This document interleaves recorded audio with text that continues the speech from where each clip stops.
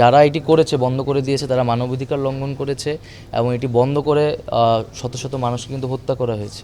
তো অবশ্যই এই প্রক্রিয়ার সাথে যারা জড়িত তাদেরকে বিচারের আওতায় আনা হবে। কোনো ধরনের দুর্নীতি এবং বা অবহেলার আসলে সুযোগ নেই।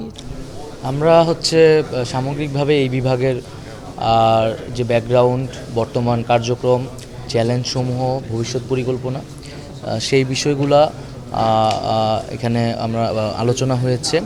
আমি আমার জায়গা থেকে কথা বলেছি যে আমাদের যেই সাইবার সিকিউরিটি অ্যাক্টটি রয়েছে, তার যেই ধারাগুলো নিয়ে সমালোচনা রয়েছে, সেই ধারাগুলো নিয়ে আমাদের পুনর্বিবেচনা করতে হবে এবং তরুণদেরকে ব্যাপকভাবে এই মন্ত্রণালয়ের সাথে যুক্ত করতে হবে।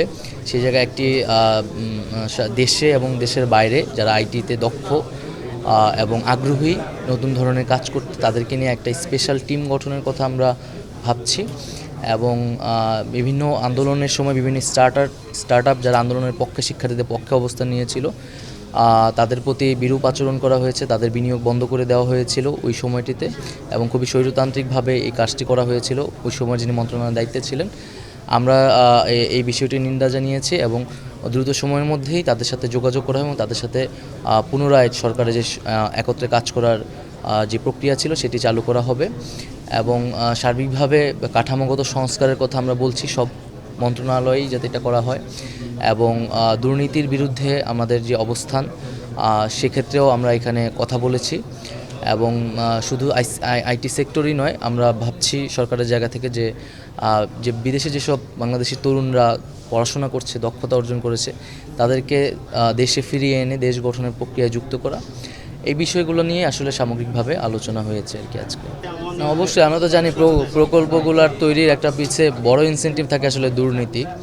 তো এই জায়গাগুলো অবশ্যই রোধ করতে হবে এবং যতটুকু আমাদের প্রয়োজন, যতটুকু আমাদের ক্যাপাসিটি, তার ভিতরেই কাজ করতে হবে এবং প্রশিক্ষণের জায়গাটা আসলে সবার আগে এবং যারা ফ্রিল্যান্সাররাও বাংলাদেশে একটা গুরুত্বপূর্ণ জায়গা করেছে তাদের কাজের মাধ্যমে।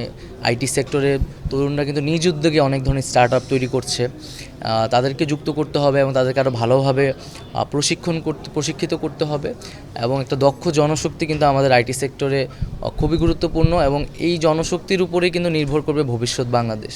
তো এই সেক্টরে অবশ্যই সেই ধরনের কোনো ধরনের দুর্নীতি এবং বা অবহেলার আসলে সুযোগ নেই, যেটি আমরা যে নতুন একটি বাংলাদেশ, নতুন একটি স্বাধীনতার কথা বলছি এবং যেই তারুণ্যের হাতে যেই স্বাধীনতাটি এসেছে, এই তারুণ্যটিকেই কিন্তু এই দেশ গঠনে, এই তথ্য প্রযুক্তির বিপ্লবে আবার নেতৃত্ব দিতে হবে।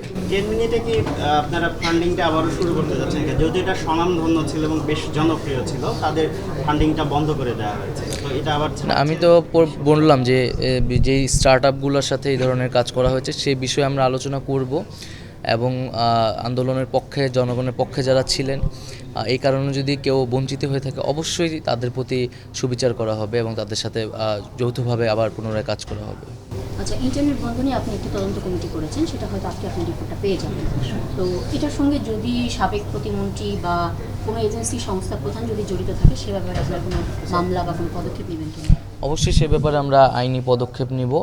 আজকে হয়তো একটা প্রাথমিক আমরা তদন্ত রিপোর্ট, যেহেতু 24 ঘন্টার সময় দিয়েছি, এটার উপর নির্ভর করে হয়তো পুনরায় তো যদি তদন্ত করা লাগে বিস্তারিতভাবে সেটি করা হবে এবং অবশ্যই এই প্রক্রিয়ায় সরকারের লোক, মন্ত্রী বা অন্য কোনো সংস্থার লোক যদি যুক্ত হয়, তাদের বিরুদ্ধে অবশ্যই বিচার করা হবে, কারণ এটি মানুষের একটি মানবাধিকারের বিষয়, তথ্যর প্রবাহর অবাধ নিশ্চিত থাকা এবং ইন্টারনেট ব্যবহার করা। তো যারা এটি করেছে, বন্ধ করে দিয়েছে, তারা মানবাধিকার লঙ্ঘন করেছে এবং এটি বন্ধ করে শত শত মানুষকে কিন্তু হত্যা করা হয়েছে। তো অবশ্যই এই প্রক্রিয়ার সাথে যারা জড়িত তাদেরকে বিচারের আওতায় আনা হবে।